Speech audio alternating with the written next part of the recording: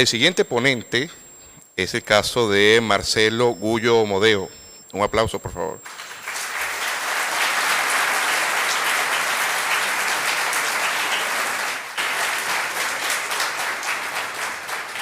Marcelo es natural de Rosario, Argentina, académico, analista y consultor en relaciones internacionales, creador de la teoría de la insubordinación fundante, defiende posiciones panhispanistas, madre patria, nada por lo que pedir perdón y lo que América le debe a España son sus obras. Adelante.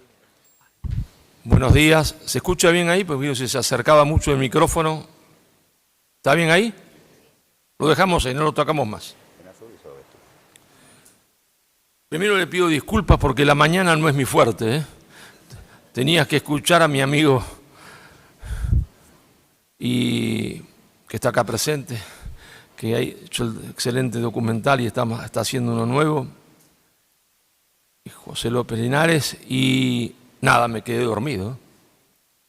De casualidad que vengo, ¿eh? No es mi fuerte. Ustedes me tienen que invitar siempre a la tarde. Después del mediodía comienzo a despertarme. Y a la noche, ya a las 12 de la noche, si quieren hacer una conferencia, estoy como nuevo, el mejor momento. Bueno,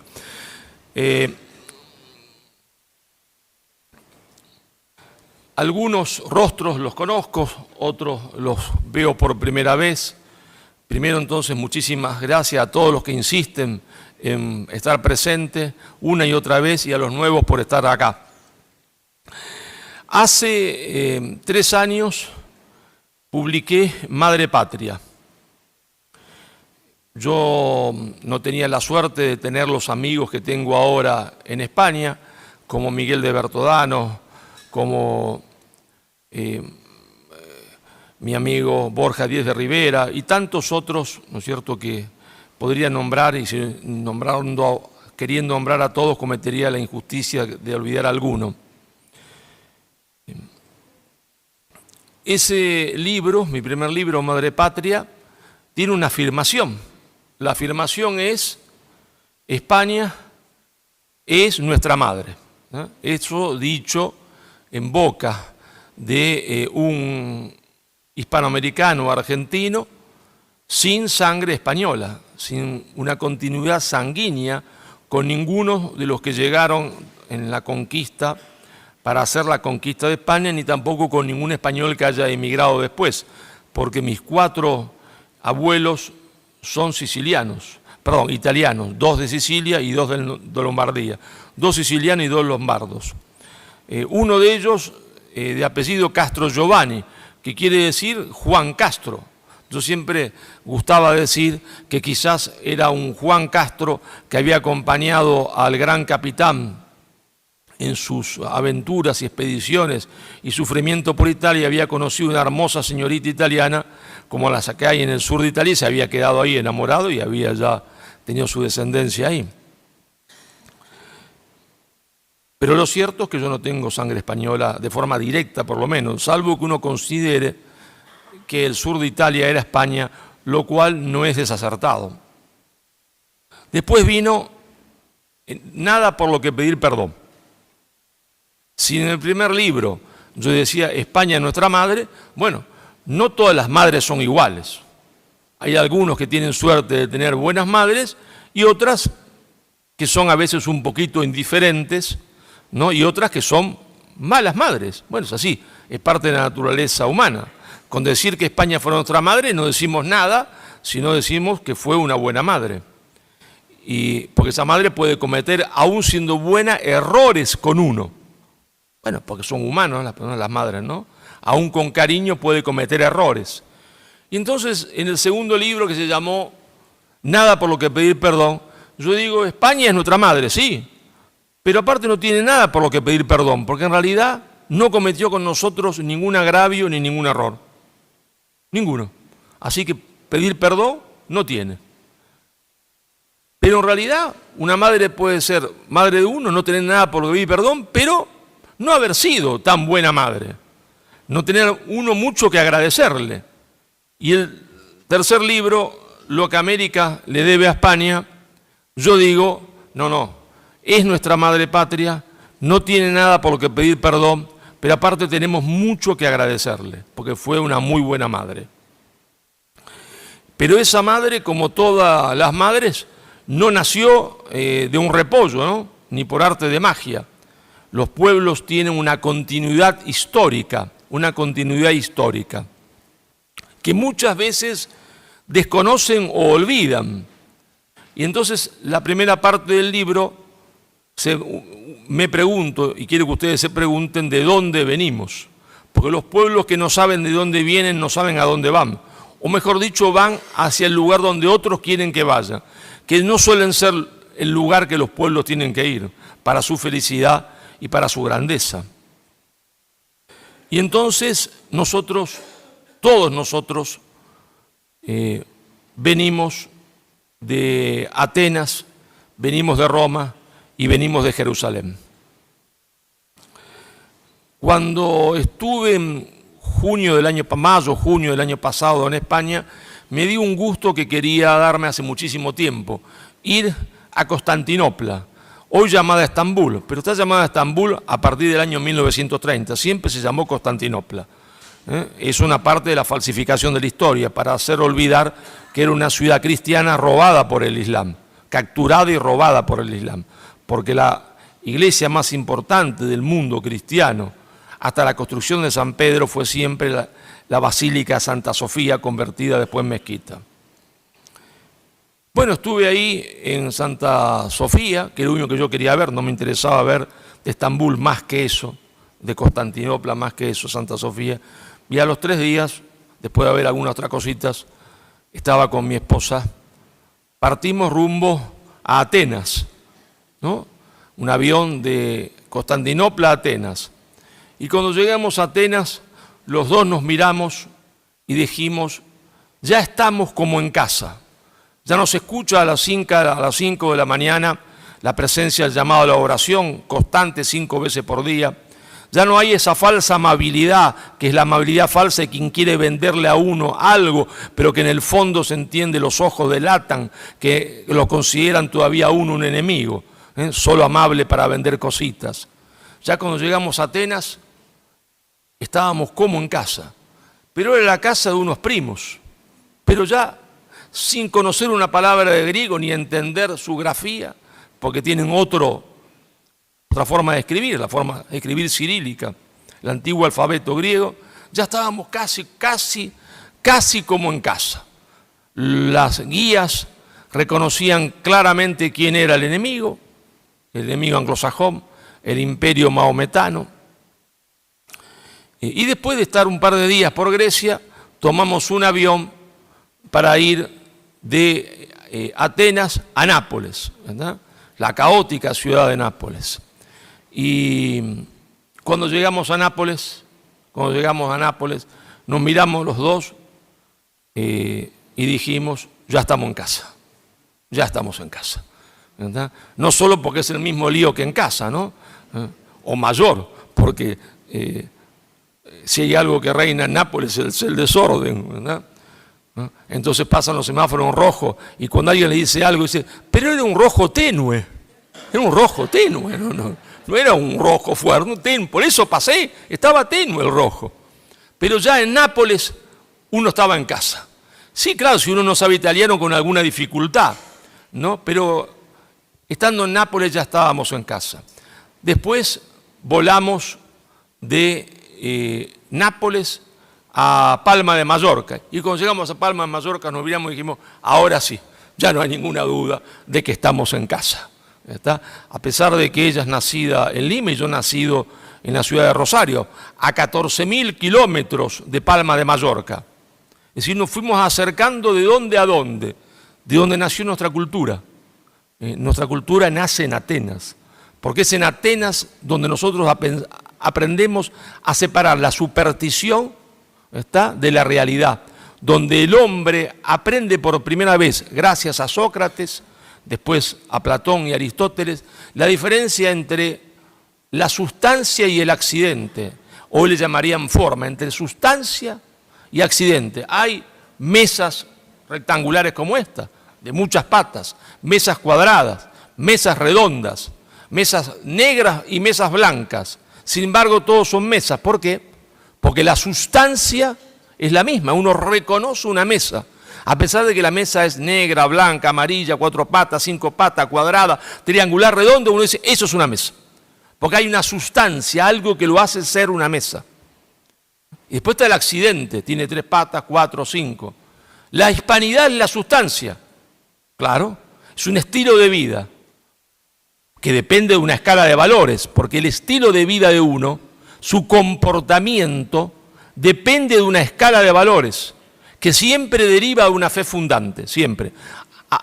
A pesar que uno haya perdido la fe o no la tenga, de que sea ateo, su cultura deriva siempre de una fe fundante. Entonces, ¿la hispanidad qué es? Es una escala de valores que nos enseña a saber vivir practicando el bien, es decir, el bien común, no el bien individual, no lo que me beneficia a mí, ¿está? Y entonces soy amigo de mi amigo Bertodano en tanto y en cuanto me es útil para algo, pero mañana se enferma y sé que su enfermedad es terminal y ni lo visito al hospital porque ya no me sirve.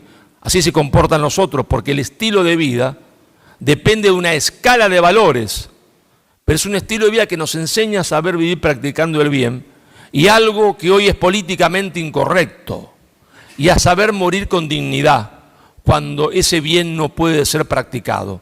Quiere decir que consideramos que hay algo más importante que la vida, algo más importante que por lo cual estamos dispuestos a dar nuestra propia vida.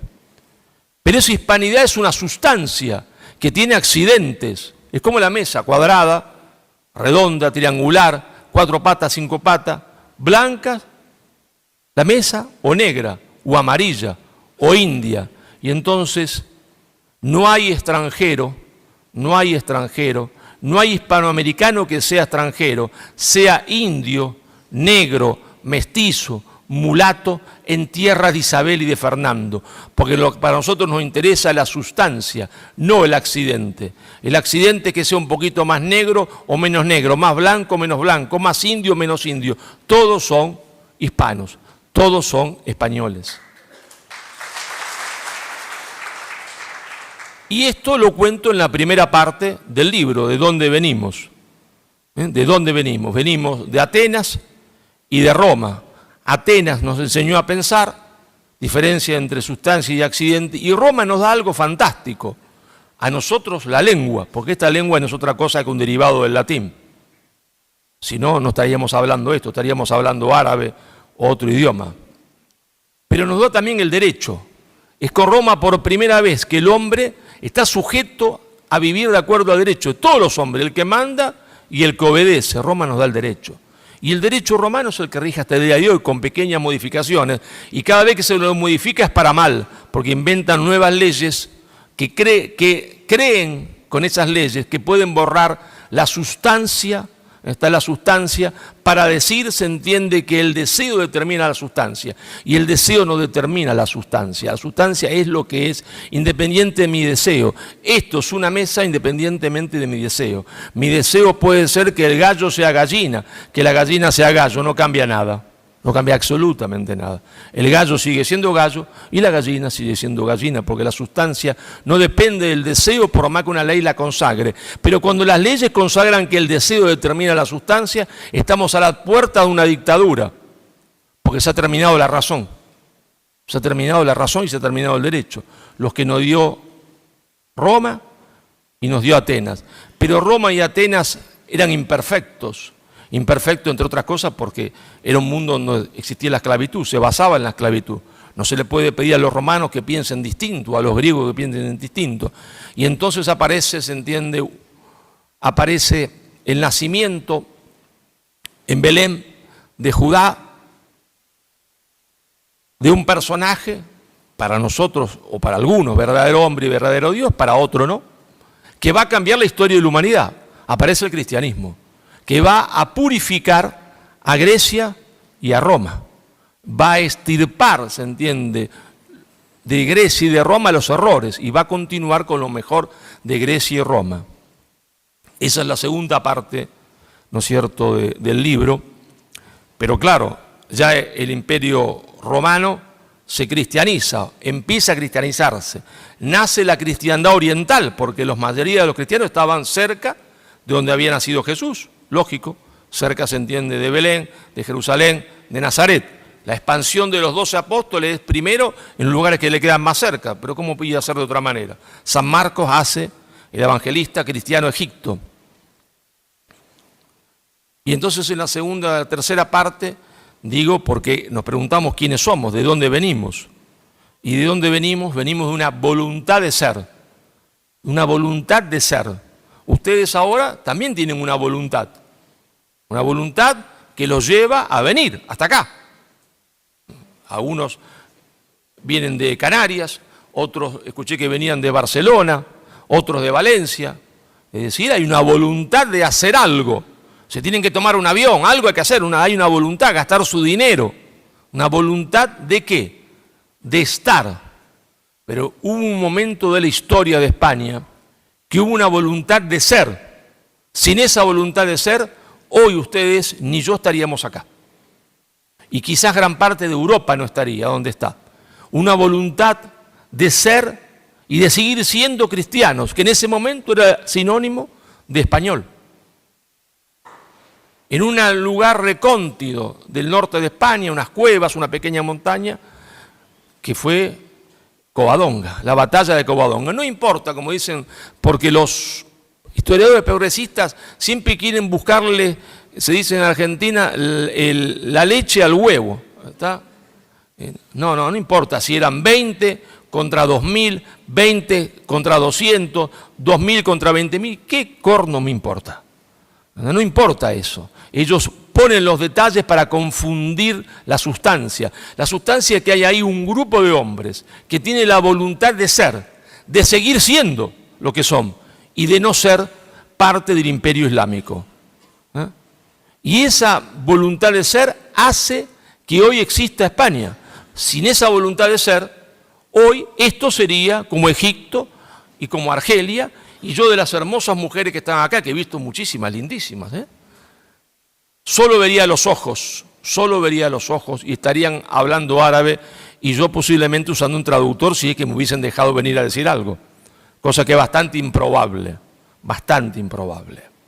Entonces, España nace de una voluntad de ser, pero esa voluntad de ser y de seguir siendo, esa voluntad de ser y de seguir siendo, se transforma después en una voluntad de hacer, ¿Cuándo?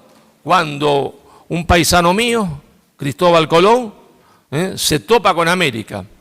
A partir de ese momento aparece la figura más importante de la historia de España, que es Isabel. E Isabel dice, nuestra voluntad de ser, que ella la ha llevado a su máxima expresión, reconquistando Granada, ahora es una voluntad de hacer. ¿De hacer qué? De hacer España fuera de España.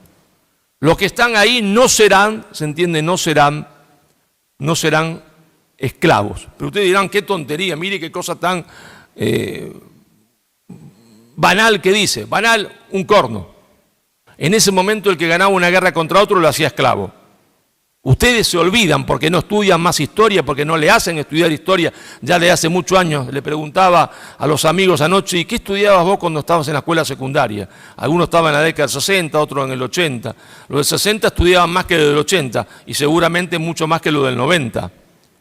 Acá no se estudia más que el principal mercado de esclavos del mundo, y hasta el año 1780 fue la ciudad de Constantinopla, hoy Estambul. Era el principal esclavo del mundo y los principales sujetos de esclavitud eran los blancos españoles, los cristianos españoles, porque acá en estas costas los cazaban como animalitos, en las expediciones de Barbarroja y compañía para llevarlas, sobre todo a las mujeres, como esclavas sexuales a Constantinopla. Eso era lo normal en ese mundo. Y es lo que había hecho Portugal, es lo que había hecho Portugal en el África. Isabel dice, ni un solo indio, ni uno será esclavo. Son súbditos de Castillas. Y es una medida revolucionaria, porque profundiza el pensamiento que había nacido en Belén, y que había tenido su máxima expresión después en Jerusalén, en Pentecostés. Ni un solo indio será esclavo, ni uno, son súbditos de Castilla. Y es que se puede decir que el pueblo español acompañó esa decisión, porque la decisión política puede no ser acompañada por un pueblo, sí, sin ningún lugar a dudas, porque ese pueblo se había formado durante 700 años en una guerra de las más crueles que existen en la historia de la humanidad, para ser libre, para seguir siendo libre, y donde en una guerra, donde cada metro que se conquistaba para la patria, se conquistaba para la fe, y cada metro que se conquistaba para la fe, se conquistaba para la patria. Y entonces ese pueblo formado en esa forma de ser, llega a América y sabe que su misión es la misión que le ha dado Isabel, evangelizar América. Claro, ustedes dirán, ¿es que todos cumplían con eso? No, pero ¿cómo van a cumplir todos con eso? Si todos lo cumplieran, querría decir que el pueblo español es una sección en la historia de la humanidad porque estuviese compuesto por ángeles y no por hombres. Y nosotros, los pueblos, son hombres y no ángeles. Y entonces había hombres que cometían errores, hombres que delinquían, hombres que pecaban. Y el mismo hombre que hace actos santos y al otro día peca. Pero, y claro, o San Pedro no lo negó a Jesús 3 veces, San Pedro, que lo había visto, se entiende, hacer milagros, ¿está? Que lo había visto hacer milagros, que lo había visto caminar sobre las aguas, que lo había visto hacer caminar, se entiende, a paralíticos, a hablar y oír a tartamudos y a sordomudos. El tipo, cuando llegó el momento que las papas quemaban, dijo: yo a este no lo conozco. Vos estabas con él, te digo que no, y así 3 veces lo negó. Pero si, entonces los pueblos y los hombres son así, cometen errores, niegan, pecan, pero hay que ver el sentido de su vida. ¿Cuál es el sentido de su vida? ¿Cuál es el sentido de ese pueblo? Y el sentido de ese pueblo fue la evangelización de América. Por eso no creó ciudades en la costa para escaparse lo antes posible, robar y escaparse. Por eso sembró América de hospitales y sembró de escuelas. Y eso también lo cuento en otra parte. Resumidamente, eso ya lo había tratado en los anteriores libros. Pero por ahí anda la peregrina idea, cosa que nunca se había dicho. Siempre se había criticado a los conquistadores. Nunca se había criticado a los evangelizadores, a esos hombrecitos chiquitos, algunos vestidos de marrón, descalzos, que llegaron a México, los 12 apóstoles de México, 12 franciscanos. Nunca se lo había criticado a ellos. Ni siquiera los holandeses se atrevieron a criticarlos. Y sin embargo ahora se dice por ahí ligeramente que la conquista que la evangelización fue una evangelización autoritaria. ¡Ah, caramba!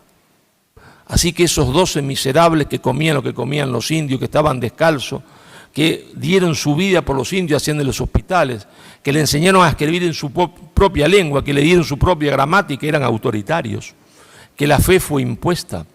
Entonces hacía falta escribir un capítulo para demostrar que la fe no fue impuesta. La fe fue asumida por los indios, por las masas indígenas. ¿Y por qué?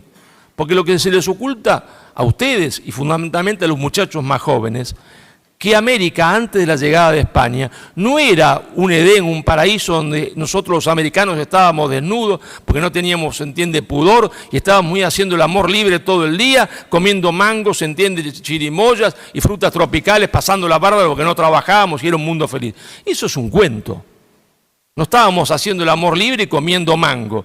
Lo que estábamos era comiéndonos unos a otros, porque los chichas eran comidos por los pijaos, los aztecas comían a los trastaltecas, y donde no había antropofagia, como en el Perú, que es cierto que el imperio inca persigue la antropofagia de los guaraníes, que los incas detestaban porque se comían a seres humanos, porque los guaraníes se comían entre ellos, donde no existía eso como en el Perú, existía un imperio o un imperialismo, un totalitarismo que si lo comparamos con el de Stalin es un nada, es una verjita, un poroto, una judía verde, no es nada. A tal punto que quien miraba al Inca a los ojos era condenado automáticamente a pena de muerte. Por eso todavía en la Sierra del Perú muchos hablan agachando la cabeza. Era la costumbre de que si uno miraba al Inca mirando los ojos le cortaban la cabeza por el solo hecho de mirarlo.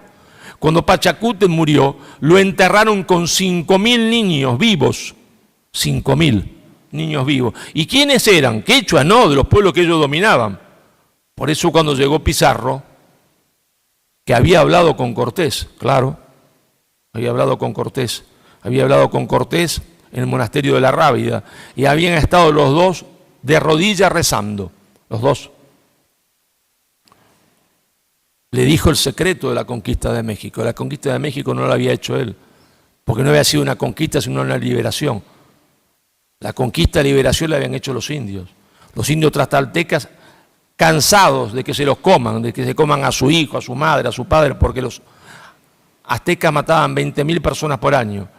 Pizarro no encuentra antropofagia ni calibanismo en el imperio inca, eso es verdad, pero encuentra un imperio opresor gigantesco, fratricida, porque Atahualpa mata cuando Pizarro llega a su hermano, y por eso lo condenan, se entiende, a Atahualpa, y por eso lo ajustician a Atahualpa en Cajamarca, porque era un asesino de su hermano, Huáscar, y había pedido que la cabeza de Huáscar, el cráneo de Huáscar, se lo hiciesen llegar al lugar donde estaba prisionero para beber chicha en el cráneo de su hermano.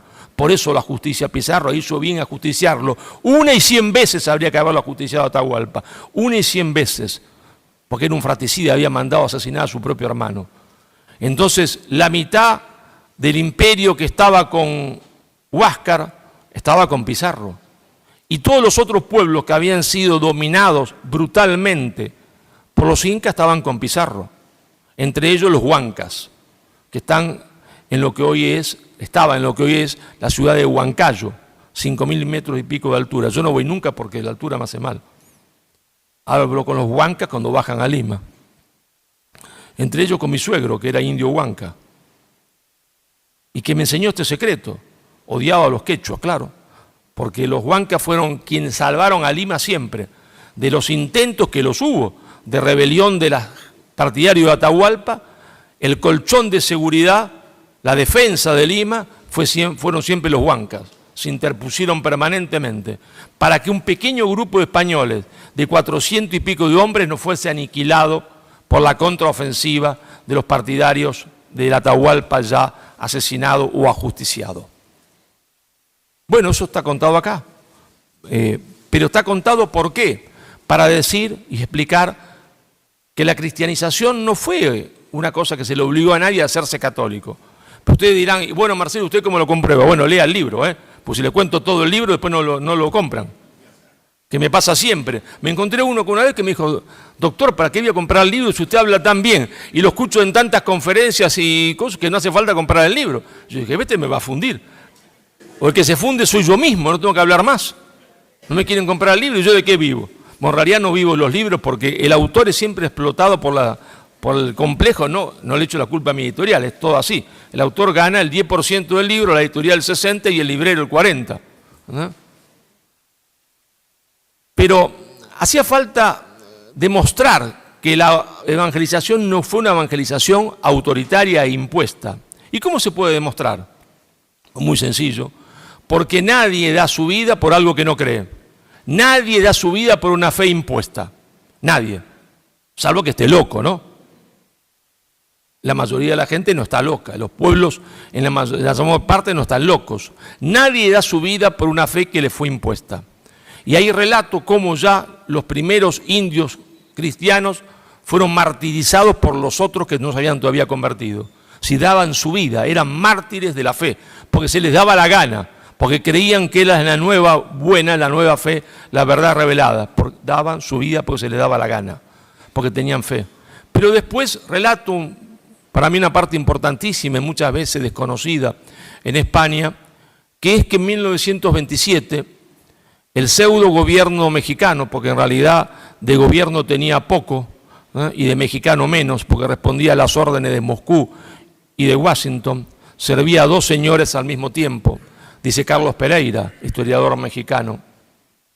Decide extirpar la fe del pueblo mexicano de raíz, y la fe del pueblo mexicano era el catolicismo. Les guste o no a los mexicanos, me importa un corno, la fe era el catolicismo, y lo sigue siendo.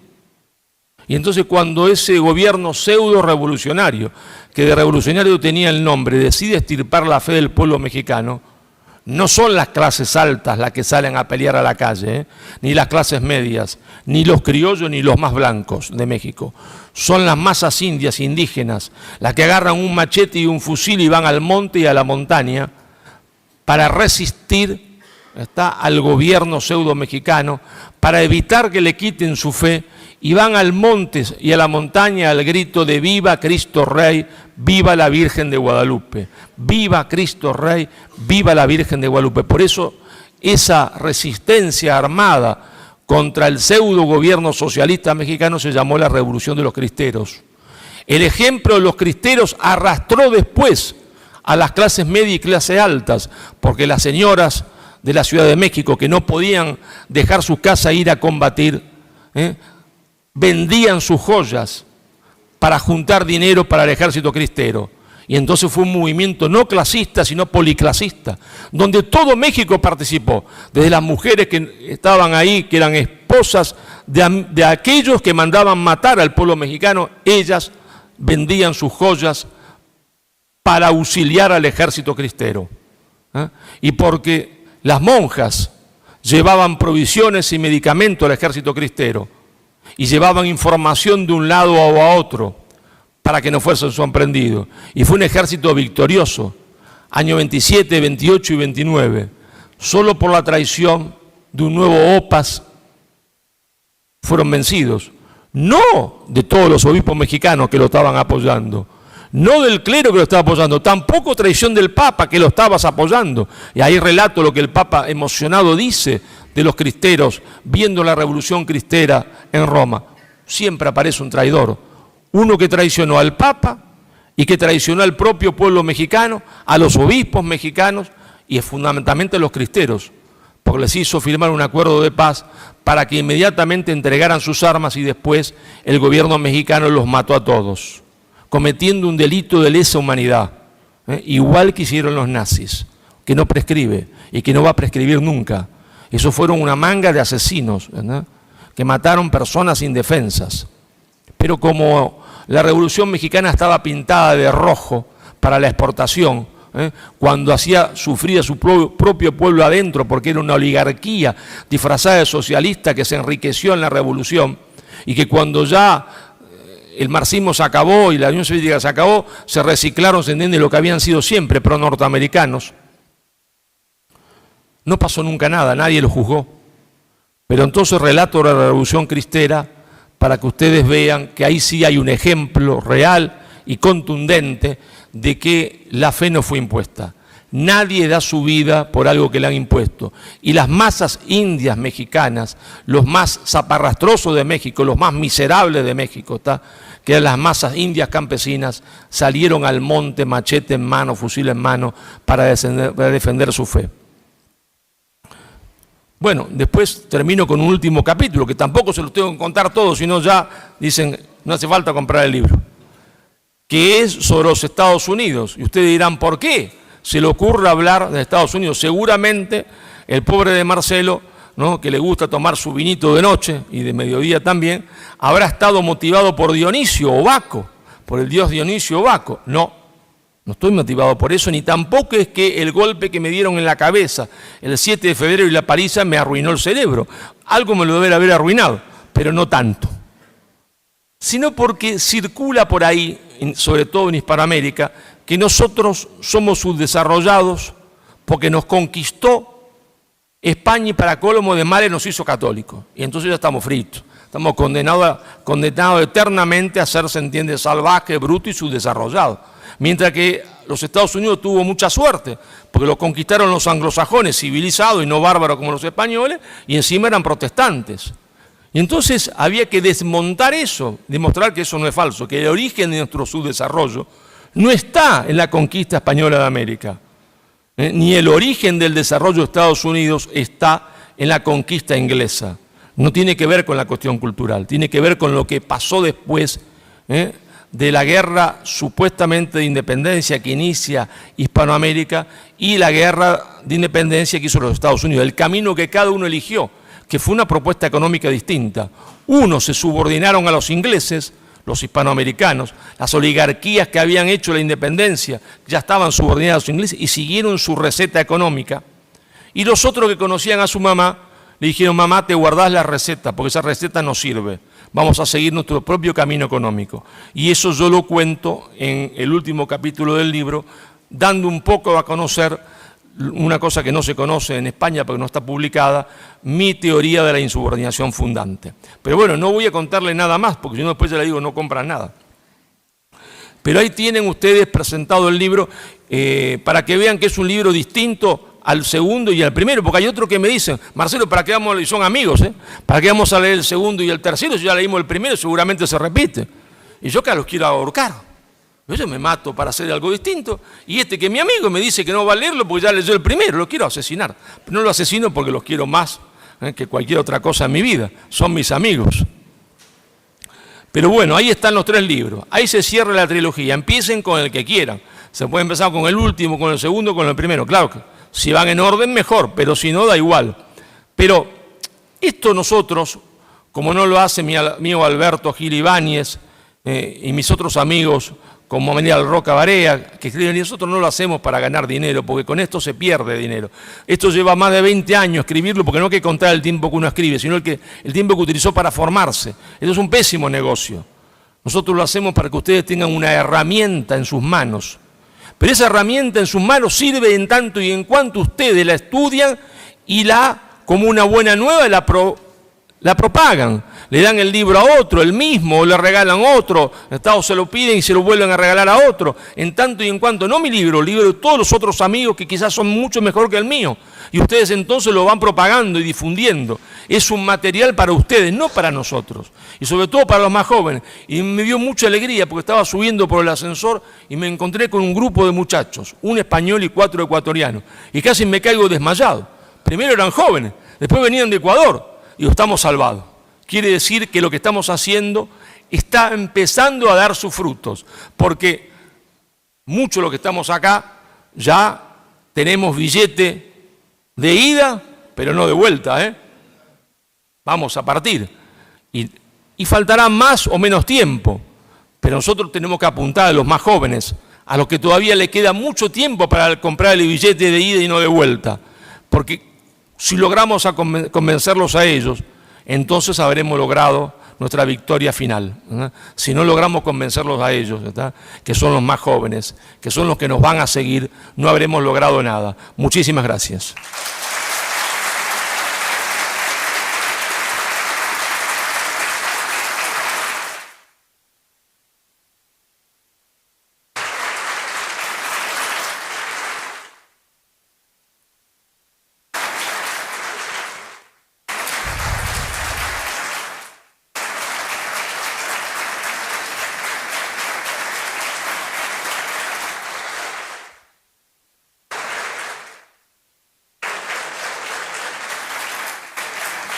Muy bien. Vamos a comenzar entonces la ronda de preguntas, dudas y comentarios con Marcelo Gullo, en el entendido que Marcelo va a estar totalmente encantado de firmar los ejemplares de su libro que ustedes adquieran, compren el libro, lo han escuchado, pero luego también de que escuchemos a los otros ponentes, por favor. Entonces, luego de que Marcelo se baje, escuchemos las otras ponencias y entonces también procedemos a firmar los libros, ¿sí? Muy bien, en este caso entonces vamos con las preguntas. ¿Quién quiere hacer alguna? ¿Les ha dado miedo escénico? No puede ser.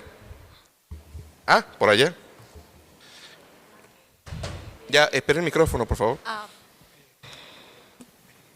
Sí, breve.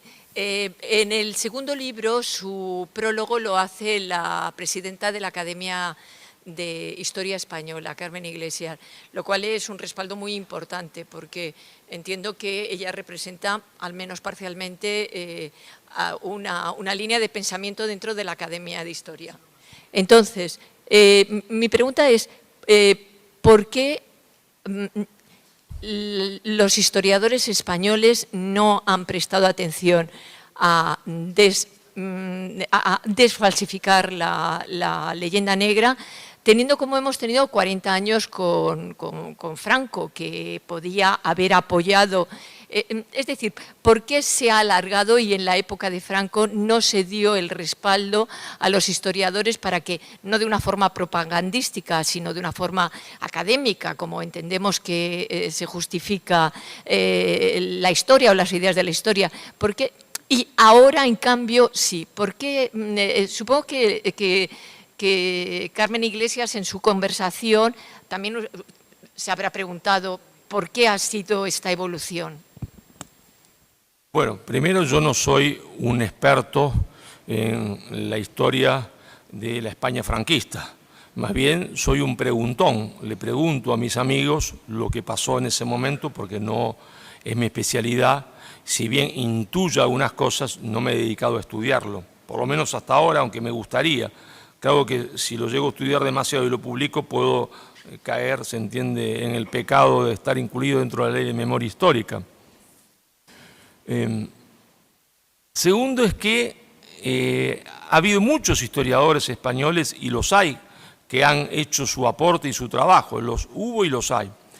Pero si bien es cierto, tanto ayer como hoy, podemos decir que el mundo académico es refractario. El mundo académico es refractario. El mundo académico seguía en España, pero también en Argentina, por lo políticamente correcto.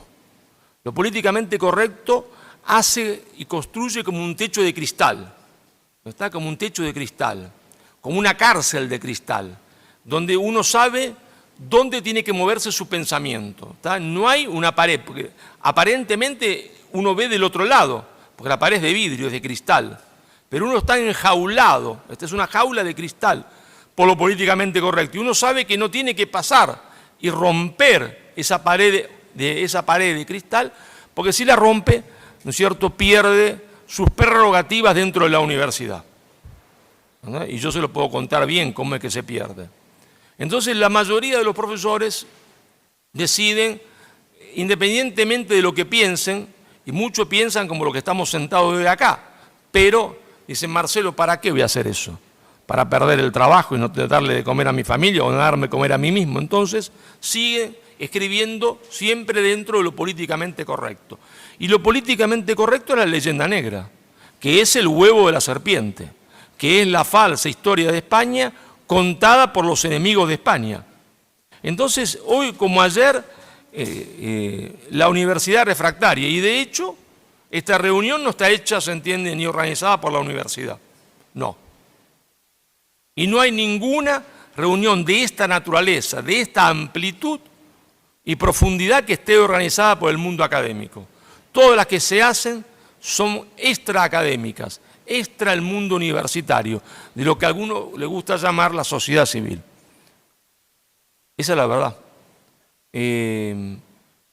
Bueno, una de las grandes batallas es ganar la cabeza de los muchachos en la universidad, no poniéndole mentira como le ponen ellos, sino diciendo simplemente la verdad, porque la leyenda negra se cae como un castillo de naipe en la discusión. Pero ellos quieren que no haya discusión, porque la mentira necesita, para poder seguir siendo mentira, que no se discuta. Si se discute, pierden. Si se discute, pierden. Mira, yo le voy a contar una anécdota. Salgo de Ilaión Eslava, donde estaba alojado en la casa de un amigo en Moncloa, en Madrid.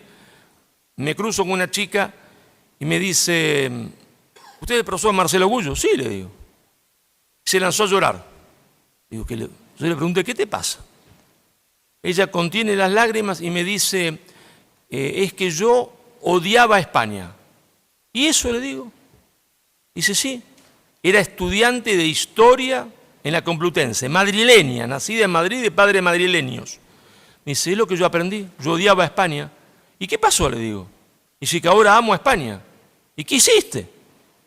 Bueno, dice, mi papá, viendo que yo odiaba a España, y que yo los consideraba a ellos unos fachos, franquistas, nacionalistas, qué sé yo qué cosa, me regalaron su libro. Y yo se los recibí para no tirárselo por la cabeza, porque eran mis padres, pero por curiosidad comencé a leerlo. Y se me lo leí en 2 noches. Y dice: y ahora, gracias a usted, amo a España y no odio a España.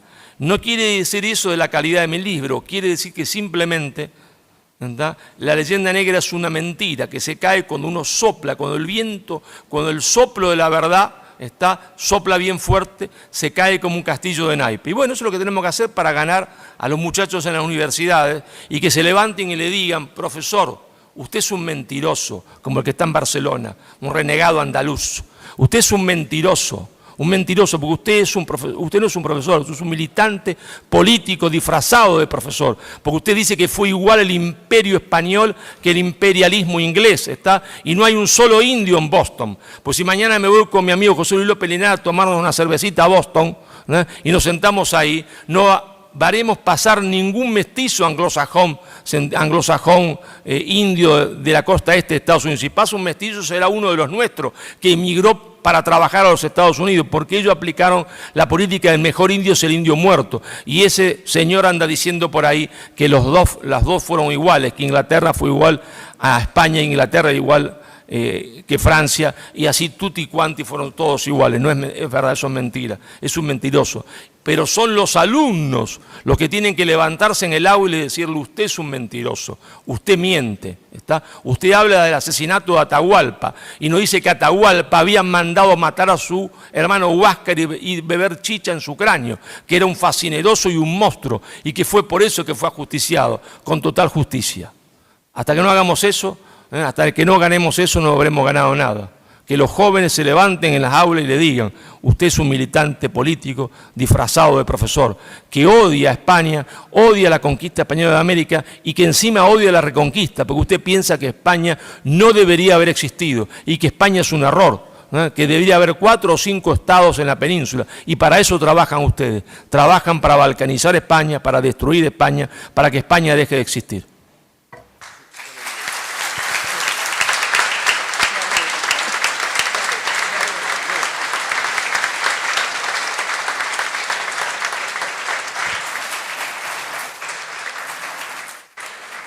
Siguiente pregunta. Sí. Hola. Tengo, a ver. Aquí. Bueno, en primer lugar, darle las gracias al profesor Marcelo Gullo por sus ideas, por compartir todos sus conocimientos con nosotros. La verdad es que la idea que tiene tanto el profesor Marcelo Gullo como todos los que están participando de esta reunión y todos nosotros, que es un poco la unión de Hispanoamérica, la idea es fabulosa, pero yo no sé qué ocurrirá en un futuro. Tal vez vayamos siendo cada vez más, esperemos que sí. Lo que pasa es que hay muchas trabas intermedias para llegar a conseguir eso. La primera de ellas es de la que acaba de hablar usted. Sea breve, por favor. Bien, me piden que sea breve. Es la educación. No voy a hablar entonces mucho más de la educación, pero la educación, digamos que está tomada por los negrolegendarios. Es muy complicado que un alumno se levante a decirle al profesor que le está enseñando lo contrario. Algunos sí, porque tienen su propia autonomía y son independientes, pero es complicado. Por otra parte, está todo tomado también por la izquierda popular, por la izquierda que es precisamente negrolegendaria también, y que va para partir no solo España, como la está partiendo, sino toda Sudamérica también. Y ya para terminar, porque no me dejan seguir más, en España tenemos otro problema, que es el Islam. Tenemos, por una parte, mucha inmigración sudamericana, que es bienvenida y que es una maravilla tenerla porque somos los mismos, pero tenemos unos que son muy diferentes y que cada vez son más, están llegando masivamente. Y imagino que Sudamérica le queda demasiado lejos, pero aquí está inundado cada vez más. Permítame, don Marcelo, una anotación a todos los que vayan a preguntar. Les rogamos, por favor, máxima brevedad. 15 segundos para sus preguntas, por favor, que vamos justos de tiempo, ¿de acuerdo? Don Marcelo, por favor. Bueno, no era una pregunta. No, a los que preguntan. Sí, lo anterior fue un comentario, yo estoy de acuerdo, pero que la situación sea difícil no implica que uno no deba luchar, ¿no? Porque luchamos durante 700 años, ¿no?, sin preocuparnos de la naturaleza del enemigo, de su poder, porque no lo usaríamos ahora, ¿no?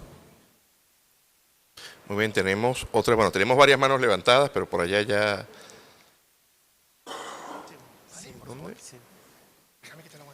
Ah, vale.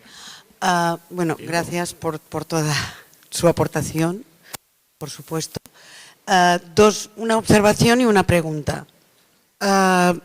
El que paga es el que manda. Esto en relación a la universidad, a todo el sistema, ¿no? Y la segunda pregunta. ¿Usted cree que la hispanidad como bloque,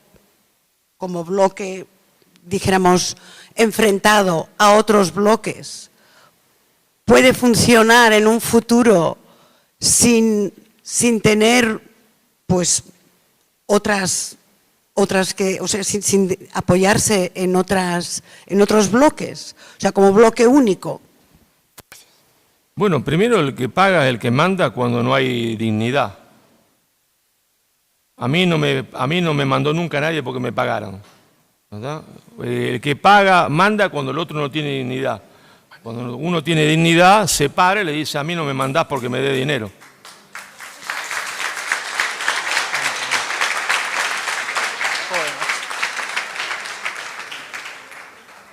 Después los bloques. Nosotros no queremos hacer un bloque para enfrentarnos a nadie. Nosotros queremos hacer un bloque para ser nosotros mismos. Si los otros deciden combatir contra nosotros, nosotros combatiremos en contra de ellos. Nosotros no hacemos un bloque en contra de nadie. No estamos en contra de nadie, sino a favor de nosotros mismos, cosa que es sustancialmente distinto. Nosotros no estamos en contra de nadie, sino a favor de nosotros. Estamos en contra de alguien en tanto y en cuanto quiera quitarme mi ser, pero allá ellos es lo que hagan, nosotros queremos ser nosotros mismos. Y ese bloque se formará en un futuro por cuestiones inevitables. Y si no se forma, no seremos nada. Y cuando se forme, veremos qué alianza tienen, porque las naciones, los bloques, o las comunidades de pueblos, o las ecúmenes culturales, hacen alianza o no, dependiendo de la circunstancia política del momento. Convendrá seguramente hacer algunas alianzas o no, se verá cuando ese bloque exista. Antes de que exista y de saber cuáles son los otros bloques que están enfrente y cuáles son sus intenciones y sus objetivos en la política internacional, no sabremos a ciencia cierta a qué atenernos. Cuando eso exista y los otros bloques enfrente existan, veremos a qué atenernos y qué es lo que haremos.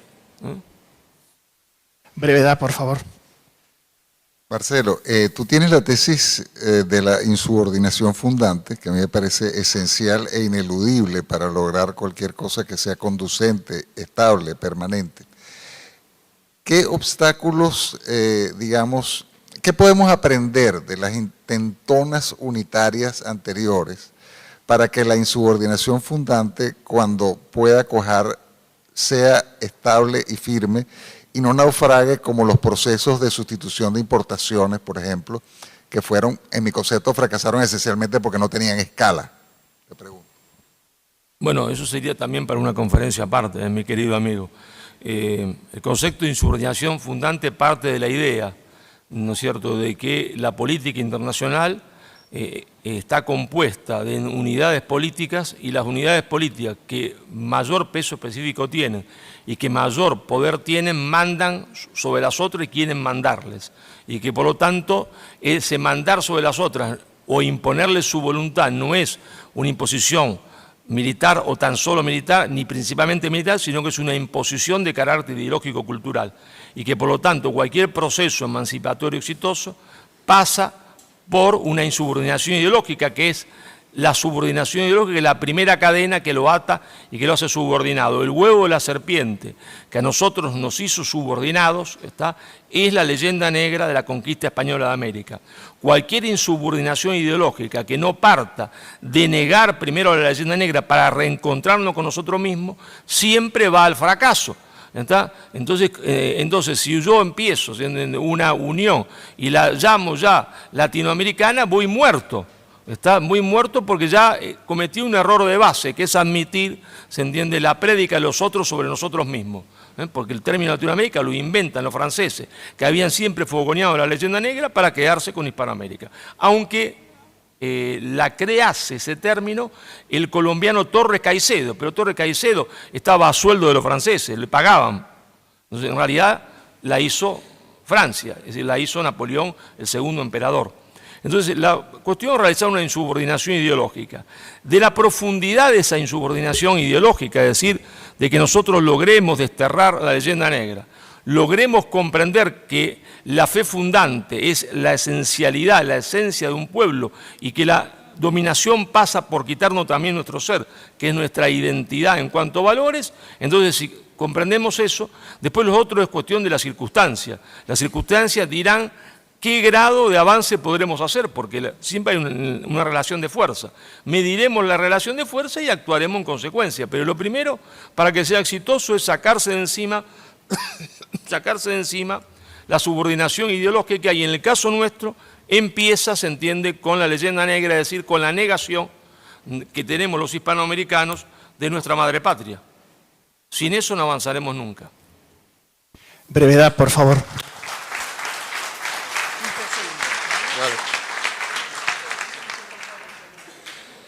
Hola, quería preguntarle, porque he visto varias conferencias y entrevistas por redes sociales y usted decía que la leyenda negra nacía en Italia. Quería preguntarle por qué nace en Italia.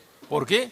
¿Por qué nace en Italia la leyenda negra? Bueno, eso tienes que comprar mi libro y leer mis libros. No voy a hacer una conferencia acá. Vos gastaste tus 20 euros, en vez de gastártelo en la fiesta de la noche, te compras el libro Madre Patria, después nada porque pedí perdón y el último y ahí lo tenés, hombre.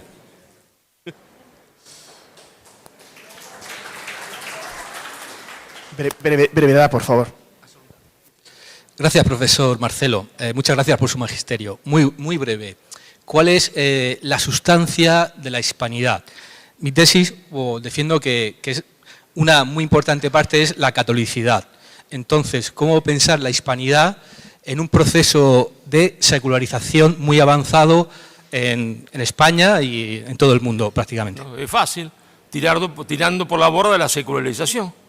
Tan sencillo como eso. Es decir, Gustavo Bueno, que era un ateo, él se definía como un ateo católico. Cuando él se define como un ateo católico, ¿qué quiere decir?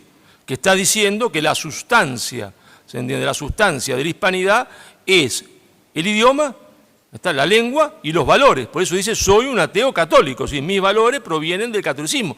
Aunque él no crea en la existencia de Dios, dice, esa es nuestra cultura. ¿Está? Y entonces, ¿qué hacemos? Hay que tirar por la borda el proceso de secularización, que le hace pensar a la gente que toda nuestra cultura ya ha dejado de existir y es inútil, se entiende que hay un mundo posmoderno que es mejor que el mundo que nosotros construimos. Y es absolutamente falso. Bueno, hay que tirarlo por la borda. Brevedad, por favor. Sí. Sí, don Marcelo, buenos días. ¿Dónde está? Por aquí. Bueno, yo vengo acompañado de mi hija con 6 años, como usted verá, nos hemos levantado, venimos de más de 200 kilómetros de distancia a las 6 de la mañana para poder estar con usted.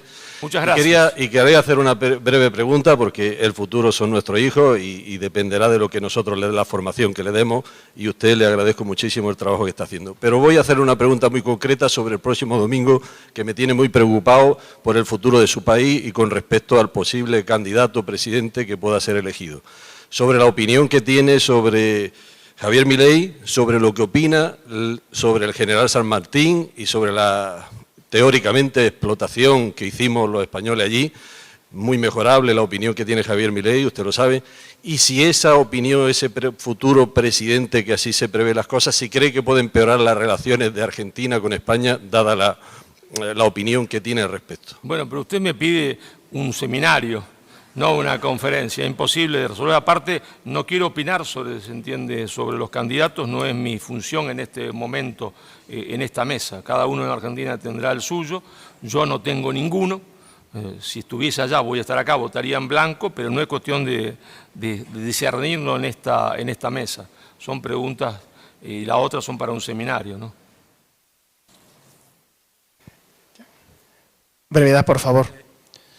Marcelo, no iba a intervenir, pero como ha habido dos alusiones a la izquierda, parece que toda la izquierda es antihispanidad. No es verdad. Y por eso está el grupo de Armesilla y está el grupo de izquierda en positivo, tal cual, que es otra izquierda. Hay otras izquierdas que estamos a favor de la hispanidad. Así es. Y además que lo llevamos haciendo desde hace mucho tiempo, porque mi maestro, que es contemporáneo de Armesilla, Juan Carlos Rodríguez, que es contemporáneo de Gustavo Bueno, en el año 84 publica un libro que se llama Historia de la literatura hispanoamericana en pleno desacuerdo en la universidad. En realidad al principio era la cuestión universitaria. Vale, vale.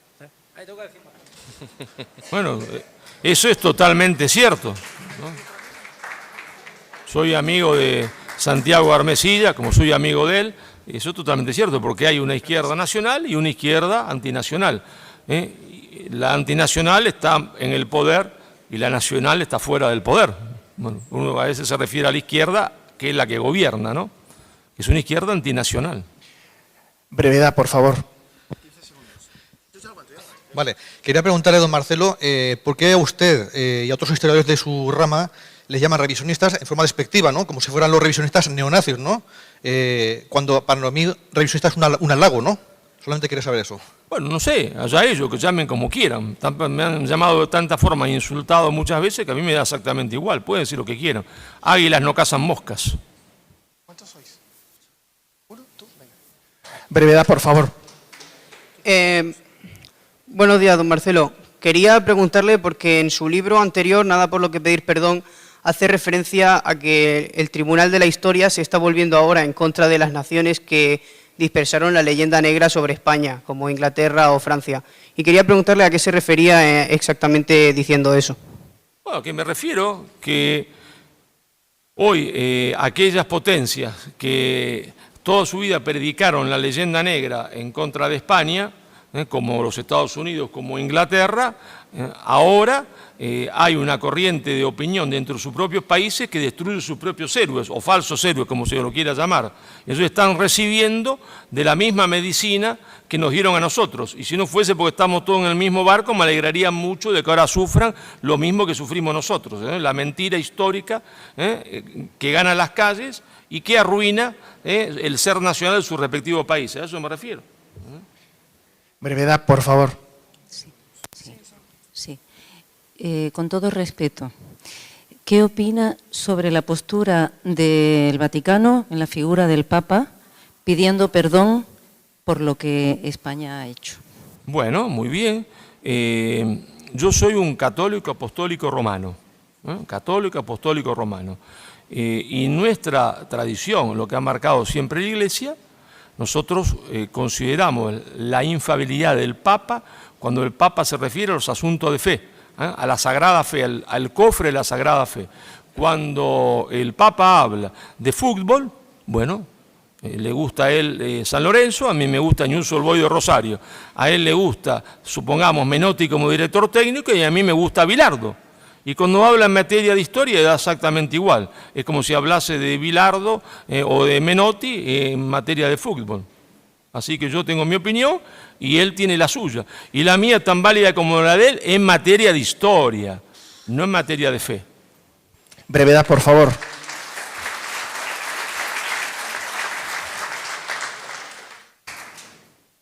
Enhorabuena, aquí. Enhorabuena. Yo quería hacer una pequeña reflexión porque es que a nivel académico el problema que nos ocurre, bueno, antes lo ha dicho usted, en los años 60, los años 70, los años 80, 90, las personas más mayores, por decirlo de alguna forma, pues tienen mejor formación de la que tienen hoy en día o de la que tenemos hoy en día las personas más jóvenes. Entonces, por desgracia, cuando tú ves que nuestro representante político, y sin entrar no escucho nada. Yo tampoco. Sin entrar en... Porque yo estoy de acuerdo, o sea, la culpa es de toda la clase política. Pero cuando tenemos hasta un presidente de gobierno que ha sido capaz de falsificar su tesis, es una vergüenza lo que nos ocurre a nivel la única condición que yo creo que es válida ahora mismo es lo que tenemos aquí, que es la difusión a través de lo que son las redes sociales, a través de lo que es el conocimiento de estas conferencias, a través de un directo, para que todo el mundo, desde cualquier parte del mundo, pueda conocer. Y después ya, a nivel científico, que tengamos un profesorado, que tengamos un nivel académico aceptable, para que la gente pueda hacer lo que usted dice. Usted miente con lo que está diciendo o lleva razón. Yo estoy de acuerdo. Sea breve, por favor. Para mí es un honor tenerla aquí porque casi comparto el mismo nombre que usted, me llamo Marcelino, Y mi pregunta va relativa a qué ocurre ahora mismo, qué está ocurriendo en Hispanoamérica con el falso indigenismo rampante que se está produciendo allí. Bueno, lo que ocurre es una ola negro-legendaria, ¿no es cierto?, donde la leyenda negra que había nacido por derecha, porque la leyenda negra nace por derecha, nace en las oligarquías locales, que ganan las guerras civiles y que ya eran aliadas de Inglaterra, y entonces siendo aliadas de Inglaterra, esas oligarquías locales tienen necesidad de tomar la leyenda negra, pues si no, ¿cómo justifican que se han alzado contra España y que han roto con España? Entonces la leyenda negra surge por derecha y después resurge por izquierda y ahora vuelve a resurgir a través de la izquierda rosa o populista, con Maduro y tutti quanti. ¿Por qué? Bueno, porque Maduro ejerce el poder sobre un país que está, se entiende, nadando sobre petróleo, y tiene el 80% de la población sumida en la pobreza. Entonces, para no decir la culpa la tengo yo, que soy un inútil, y la manga de ladrones que me acompañan, que son más inútiles que yo, más ladrones, dice la culpa la tiene España. Pero escúcheme, don Maduro, si usted no chocaba, se entiende, el tranvía, porque no se puede chocar un tranvía, si hubiese sido conductor de bus, lo chocaba.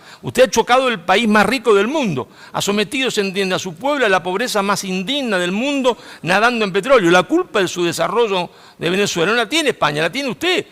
Esa es la verdad, pero entonces él resucita la leyenda negra y dice que a Jesucristo lo mató el Imperio Español, lo dijo el otro día. Es fantástico, yo nunca he visto una cosa semejante, porque dice, no, se equivocó, quiso decir Imperio Romano, entonces tenía que haberse rectificado inmediatamente un comunicado de prensa de la Presidencia de la Nación diciendo, el señor presidente en un momento se equivocó, quiso decir el Imperio, se entiende, romano y no el español, no, dijo que a Jesucristo lo crucificó el Imperio Español.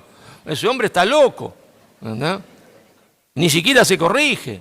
Entonces, bueno, ya está. Entonces resucita, como hace López Obrador. La culpa de su desarrollo de México la tiene España. Ah, sí, la tienen la manga de inútiles que gobernaron después de la independencia, que no supieron mantener la herencia recibida, perdieron el 60% de su territorio a manos de Estados Unidos y no perdieron arena y piedrita, perdieron California, que convierte a los Estados Unidos en 1849, solo un año después que se lo quitase a México, en el principal productor de oro del mundo, y en 1910, gracias a Texas, que le había robado Estados Unidos a México, se convierte en el principal productor de petróleo del mundo. Entonces, el origen de su desarrollo mexicano es culpa de México, que no supo mantener la herencia recibida. Y claro, es más fácil, entonces le echamos la culpa a los gallegos. Nosotros decimos gallegos a todos los españoles simpáticamente. Ya sé que no son todos gallegos, pero la culpa la tienen los gallegos que se fueron hace 200 años. Sea breve, por favor, sea breve. Don Marcelo, ¿usted opinaría que las nuevas corrientes así internacionalistas que pretenden hacer Europa toda una y las corrientes anteriores como el comunismo que querían una patria universal pretendían últimamente desarraigar el espíritu hispano y la herencia española en América? Bueno, eso también es una pregunta para un seminario. La Unión Europea comenzó siendo un proceso de integración igualitaria imaginado por Schuman, Adenauer y De Gasperi, que eran tres católicos llegados a la iglesia y los tres hablaban alemán. Y por eso se entendían también más fácil.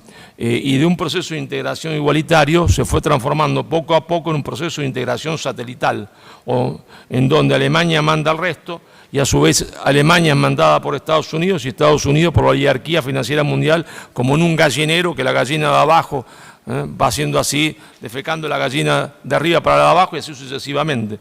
Entonces ese es un proyecto que no lo veré yo, pero que a la larga terminará desapareciendo porque no tiene más, se entiende, destino ideal. Tiene simplemente un destino de que uno mande en Europa, pero como testaferro de otro que viene de afuera. Y entonces eso ya está muerto, aunque ustedes crean que está vivo, y el hecho de que el muerto camine un par de años más no quita en nada lo que yo estoy diciendo, ¿no? Muy bien, vamos a dejar espacio a 2 preguntas más. Descansaremos un poco, Marcelo firmará libros y volveremos nuevamente a escuchar al resto de los ponentes, ¿vale? Vamos entonces con la siguiente pregunta. 2 preguntas que ya están asignadas. Sea breve, por favor.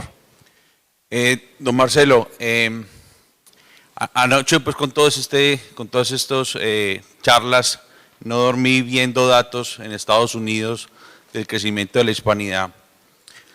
somos la población que más está creciendo en los Estados Unidos, la que mayor acceso a tecnología tiene, la más rica, la hispanidad más rica está en los Estados Unidos.